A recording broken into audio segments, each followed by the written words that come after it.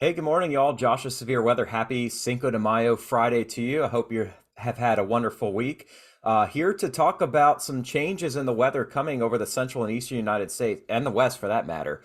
As we get into a more classic late springtime pattern, we are going to see a very active storm track across the central and southeastern parts of the United States and warmer temperatures as well.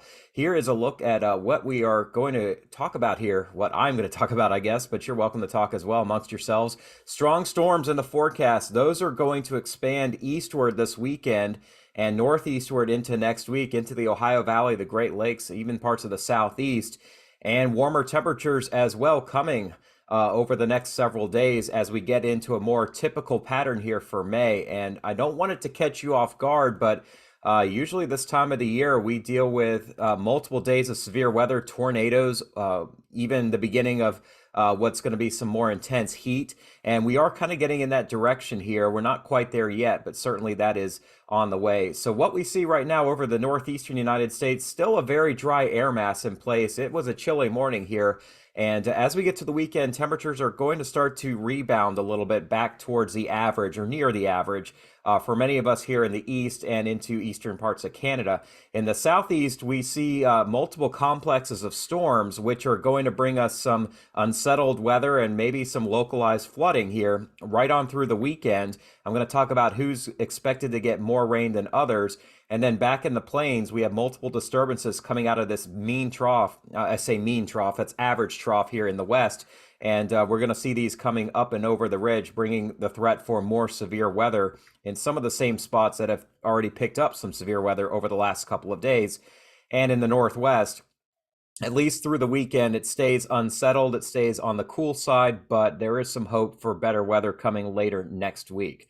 Here's a look at our watch and warning map, and it's relatively quiet. We do have flood watches where all the snow is melting over the UP of Michigan, as well as the Northwest, fire weather watches over New Mexico and parts of Colorado. With all the rain, we do have a fog advisory over the Red River Valley here, and we still do have some frost warnings in effect over the central Appalachians and western Pennsylvania, although we may not really be seeing too many more of those in the coming days here, fortunately. We did have a fair amount of severe weather yesterday, especially across northern Texas. We had a lot of wind damage, some hail, maybe a possible tornado. Scattered severe weather reports as well in the western United States. Nothing too organized, but Utah, Nevada, parts of Idaho saw some severe weather. Did have a couple tornadoes touch down as well, one in Kansas, the other in a spot I didn't really expect it, but kind of a low-end tornado popped up around Compton in the Los Angeles area here in the morning yesterday. It does not look like it caused widespread damage, fortunately, not like the storm back in the wintertime. However, that I'm sure caught a lot of people off guard. So not an extremely active day yesterday, but in the coming days, we are going to continue to see more severe weather heading into more populated areas of the United States.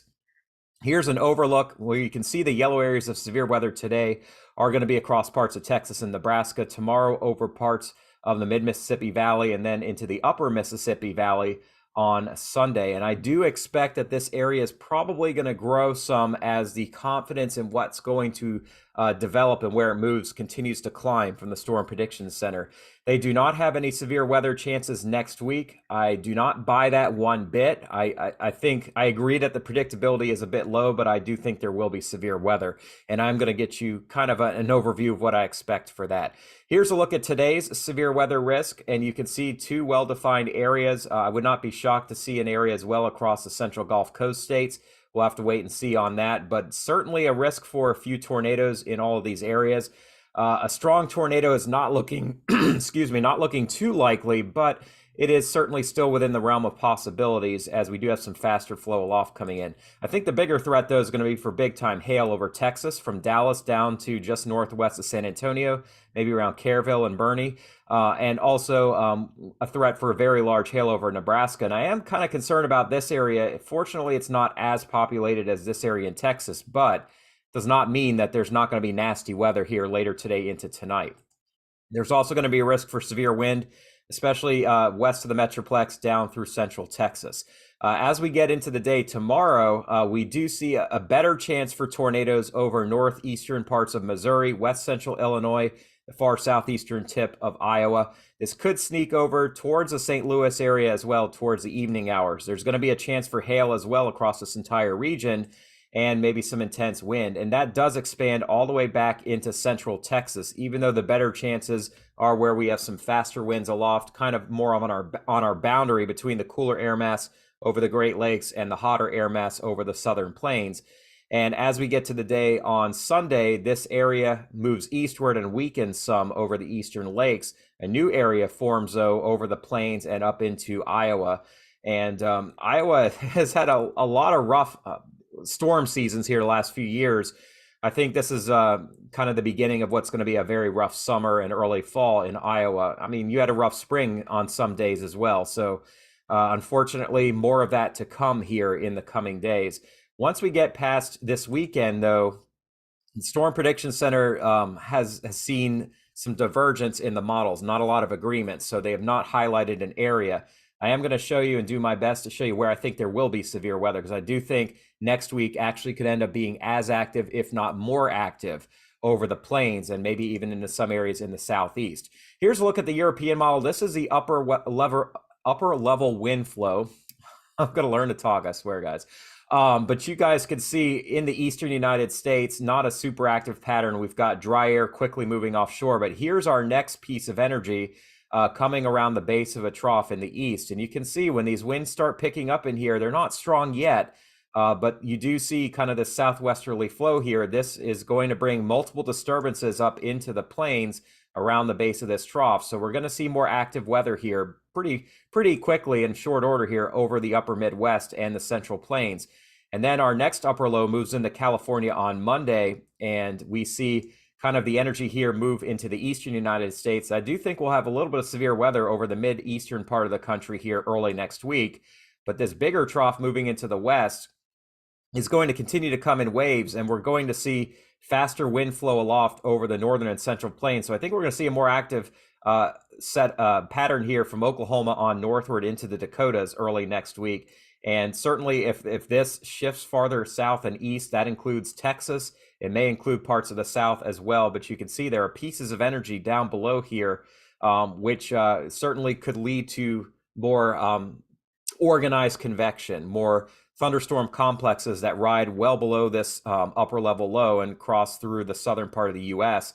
And these are the kind of complexes, while they don't have a lot of winds aloft, they do have enough to sustain very heavy rainfall and frequent lightning strikes. So just the fact that we see this becoming a more progressive pattern, we see faster wind flow moving up into Minnesota, means I do think we're going to see increased threats for severe weather next week, especially across Nebraska, Iowa, Missouri, Illinois, and Indiana, and maybe into Tennessee, Kentucky, and even the Carolinas, depending on how everything pans out. Here's a look at rainfall totals from the European. You can see they're going to climb over the upper Midwest. The Northwest stays wet. That I have been talking about for a while here, even though I know a whole lot of you aren't really chiming in from the Northwest, but there's definitely going to be some nasty weather there. And you can see next week, here's where, whoops, sorry about that. Got trigger happy with my fingers here. You can see we're going to see some significant rainfall over parts of Texas and Louisiana. Even though the faster wind flow is up here over the northern U.S., a lot of rain is going to be impacting areas in the south, and that is going to expand into the mid-Atlantic region as we head into a wetter pattern next week, potentially a few inches of rain over the mid-Atlantic region and West Virginia and Ohio. And right now, no widespread flooding expected, but anytime you see these colors quickly jumping up, you obviously have to be concerned about that. I mean, we don't really need any more rain in the Mississippi River Valley as we've already had quite a bit of flooding. Looks like I got a little bit of a visitor coming into the video here. My daughter's watching here. Anyway, here is a look at the potential for some stronger storm fuel. And you can see it is going to be advancing northeastward here over the weekend into the Ohio River Valley by the end of the weekend and continuing across the Carolinas here. You can see there's storm fuel on Monday over North Carolina, South Carolina, and Southern Virginia. And that continues into next week. It gets suppressed by Thursday to the Gulf Coast region, but then starts to advance eastward again next weekend. So a lot of storm fuel here across the plains, the central part of the country, even advancing into the southeast. Here's a look at the European. This is the surface map. You can see it'll stay Cool across the northeast, but we are warming up. However, you can see multiple waves of storms. This is interesting. Look at this here in the south. Just this area of storms kind of looks like a wave here, where if you throw a coin into the water, it ripples out. That's very interesting. I've never seen anything like that. But you can see, obviously, it's active across the upper Midwest. It's wet across the Great Lakes. And storms are going to advance eastward into West Virginia. The same places that got snow over the first half of the week are going to see rain and locally strong storms here by the first half of next week. This will continue to be the pattern next week. Then we get a break as this next high moves down into the northeast and Great Lakes. That'll cool us down some. It won't be as cold as the last outbreak, but it will be a little on the chilly side. But then that moves off to the east, and we warm right back up later next week with more storms over the south central U.S. as well as the upper Midwest. You got an upper low here next weekend. So we have a very unsettled pattern for a lot of us here over the central and eastern United States. All right, so I'm going to bring us back into the weekend range here, and we can see storms moving through Louisiana and Mississippi today, especially this morning, and then moving into the Gulf Coast states and strengthening some this afternoon, then weakening. More storms are going to form on the dry line here across central Texas here this afternoon into this evening. And we could see locally strong winds, some hail, maybe even an isolated tornado all the way to the Red River and just northward into Oklahoma. They'll be short-lived, but any storm could be intense. So I do want you to be aware of that. And then overnight, things quiet down. Tomorrow, more storms are forming in northwestern and north central Texas, as well as west of San Antonio. And we do have a threat for large hail and maybe an isolated tornadic storm as well. These will again die off, and then the pattern kind of repeats itself on Sunday. The NAM doesn't go out into the afternoon hours, unfortunately, Sunday. Here's a closer look at northern Texas. You can see those storms between Abilene and Weatherford around 7, 8 o'clock this evening, heading towards Dallas and then weakening. Most of this weather, though, stays west of 35 through this evening. And then as we get to the overnight hours, it's quiet, and then more storms blow up in kind of the same region here tomorrow and continue towards a metroplex, falling apart towards the evening. So if you're a religious follower of the NAM model, you obviously do not get a great amount of confidence in what happens in Dallas and basically east of 35 west, but you know there'll be at least a risk for something according to this. And Sunday that continues, although my model doesn't go out that far. Now, farther to the north and east, I am concerned about severe weather blowing up over northeastern Colorado and the panhandle of Nebraska here. This is 6 o'clock, 5 Mountain Time, and northwestern Kansas as well. And these storms do have the threat for some very big hail and an isolated tornado or two. They'll expand northeastward overnight into a storm complex. And along that remnant boundary, we could see additional storms blowing up farther south and east over Missouri and Illinois. And we could also see storms that really get going here in the nighttime hours over parts of Iowa. The NAM model does not show things as far south and east as they did in the morning. However, I would certainly be watching for things here, as this forecast certainly is subject to change. And I'm definitely concerned about this area, especially as we get into Sunday, as more storms blow up around Des Moines here early in the afternoon on Sunday. Again, the models in the shorter term only go out to about 48 to 60 hours. Most of the weather here farther east is going to be beyond 60 hours. So that is my hook for you to come back tomorrow and watch to see how the models are going to change if you are concerned about that severe weather, which I certainly am. In Nebraska, we're zooming in here closer so that you can see kind of what's expected here tonight. A very rough night. Even maybe sneaking into South Dakota, we could have some very heavy rain along the border here. But intense storms around North Platte. We could see hail over 2 inches, some gorilla hail, if you want to call it that, around McCook, and maybe over to as far east as Kearney and Grand Island here overnight tonight. Additional storms are going to form tomorrow afternoon in some of the same spots. It looks like maybe the chance for large hail is a little lower tomorrow, but certainly there is that risk. And we continue to have the threat for maybe some severe weather over eastern parts of Nebraska and western Iowa here in the morning on Sunday. Now, farther east, we are going to see these storms expanding into downstate Illinois tomorrow. It's not going to be a super soaking wet weekend here like the models were showing. Instead, we see just some waves coming through, but I think we're going to be able to salvage a lot of the weekend, at least the first half. Now, the second half of the weekend looks to be more unsettled over the Great Lakes. I am going to zoom back in and show you that.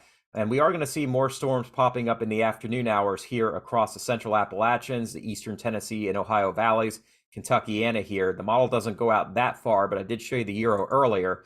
And in the southeast, again, we are not looking at a total washout, but there are rain chances in Georgia and South Carolina on Saturday. May see a few pop-ups as well across the Florida Peninsula. But this is definitely a little bit more encouraging than a few days ago when it looked like this storm complex that's moving through Mississippi, Alabama here today and tonight was showing farther north and east on the models. And rather than it being just soaking wet here, we're just going to see kind of more widely separated showers and maybe an isolated storm. So don't cancel the beach weekend in the Carolinas. Just be on the lookout for some pop-ups here later Saturday and Saturday night, and then maybe a few cells as well on Sunday. I wish I could say it's going to be perfectly dry. I think for 80% of us, that could certainly be the case. However, it's not going to be a total washout here this weekend, which is a nice, refreshing change, as I'm fed up with it as well here in North Carolina. All right, here's a look at the weekend in the Great Lakes. In Minnesota, we get very active here on Saturday and Saturday night. Rain expands into Michigan. That is where the weekend does not look nice. Once again, it's the upper Midwest. Sorry for you folks in Michigan, but it just doesn't look pretty. More storms in the forecast for Sunday. They'll move in here in the evening hours as well. In the Northeast, we are not fully dry today. We'll see isolated cells popping up over the higher elevations around 3, 4 o'clock. They'll move southward towards Philly and towards the Jersey Shore and maybe even New York City here early this evening. And then a much quieter day tomorrow. Looks very nice tomorrow in the Northeast, some leftover clouds, but we'll get by with dry weather until Sunday. And then we'll see some rain moving into Western New York, Pennsylvania, and West Virginia in the morning Sunday. Here's my daughter. She's got her arm in the key here. Hey, come say hi. You want to get in the video? Hop on in. She's turning 5 this summer. This is Jules, Juju. But yeah, she wants to do some forecasting when she's older as well. So, all right, love, I'm going to finish the video up. So why don't you go sit over there? Okay. Thanks for making an appearance. All right. We like to keep it in the family here with the weather. So anyway, moving on to temperatures here this weekend, still pretty cool and unsettled in the west, but you can see the heat building in the plains, 80s and 90s. I'll get to that in just a minute here. It's going to be a cool weekend for most of us in the West, except for California, Southern Cal, really, and Arizona, where we see seasonably warm temperatures. Now, the good news for those of you in the West that don't like the chilly weather is it is going to start warming up here later next week. 60s and 70s, expanding northward, and then maybe even getting close to 80 in places like Portland next weekend. Triple-digit heat returns into Southern Cal, 90s across the Central Valley next weekend. So after a warm week, we are a lot cooler, but temperatures will bounce right back here Thursday into Friday. It is heating up in the plains. We've talked about that. Maybe not so much in North Dakota, northern Minnesota, but certainly Kansas on south. We're going to be widespread into the 90s here this weekend. And right where that boundary is between the hot air and the cooler weather is where the active weather is going to be. That is very common, and we see it a lot here in May. But definitely a very warm pattern here over the weekend. And really next week continues to stay overall seasonably warm for many of us. With the intense heat likely to be here just over the weekend with some slight cooling coming for the first half of next week in parts of Oklahoma and Texas. And finally, across the southeast, enjoy the weather we're getting today and tomorrow temperature-wise, because it is going to turn warmer. It's eventually going to turn more humid again.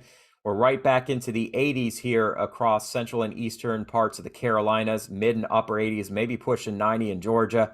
We'll see low 90s back here across western Florida as well, 80s across the southeast coast of Miami. It did hit 91 in Miami a couple days ago. That was pretty interesting to see. It's very unusual it gets that hot. Usually we have storms cooling us down and the sea breeze. But next week here, we are warming up and 70s back into New England here by Thursday, 70s in Michigan and Wisconsin. A very nice stretch of weather expected here Thursday and Friday. The nights will be cool, but the days look very nice. And by the end of next week, we're going to see that above average weather across the middle and eastern part of the country continuing into next weekend. So enjoy it while you can, because you can see the next front moving down here on Sunday of next weekend. That's going to likely bring unsettled weather and then a drop in temperature coming again. Well, I'm glad y'all got to meet my daughter. I'll get my wife on later, not today. But thank you so much for your time today. I hope you all have a blessed day. I really do appreciate your time. You know, it's May. We're not going to have exciting videos. There's just not a lot to talk about other than typical severe weather. But obviously, if anything major pops up, I'm going to be here to explain it to you and get you prepared for that. And if you subscribe to my YouTube channel, you'll get the latest. Thank you so much for your time. I want to give all the glory to God here. Isaiah 25:1. Lord, you are my God. I will exalt you and praise your name. For in perfect faithfulness, you have done wonderful things, things planned long ago. This is from BibleGateway.com. I do this every day because God has called me to do it as a Christian man. And, knowing that God is faithful and that he is giving believers like me the ability to see that God is going to carry out his promises is why I do what I do. The promises that all things that are being done for God, he has called us to do. He has called me to be a meteorologist, to share the weather with you, to share the word. And I really hope he has called you to do things as well. He's given us all that gift. We all have that promise through his son, Jesus Christ, that we can live eternally. However, I know a lot of us have not accepted that gift. And, I just want to pray for you if you're one of those folks that wants other folks in your life to accept the gift. You can't force them to do it. Nobody forced me to do it. I really hope no one forced you to do it. However, I just know that the Lord is faithful, and that as we continue to pray, we can help just see the light shining through the darkness that exists here in the world. So my daughter thanks you for saying hi to her, and I just thank you for joining me today, because I wanted to share that with you guys because I think it's really important. So I hope you have a blessed day, and I'm happy to pray for you if you have any prayer requests. Thank you all so much. Have a wonderful Friday. Talk again in the morning.